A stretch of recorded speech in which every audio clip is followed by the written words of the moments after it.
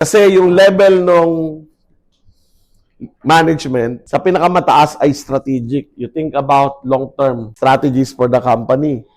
Pag nasa middle manager ka, OM ka, you think about tactical, no? 6 months, 1 year, 2 years, no? Tactical. Pag supervisor ka or AM ka, operational. How do I make my operation effective and efficient? Right? Ang pinakamababa is a non-managerial task, not a leadership task. That's transactional.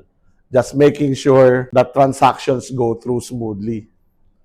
Okay? So if you're not thinking about, at the very least, if you're not thinking about how do I make operation within my area effective, efficient, you're not yet leading. You're not. Caretaker ka lang ng process. Diba? Iniiwasan mo lang na magkaroon ng bolilyaso dun sa process. Status quo lang siya. Diba?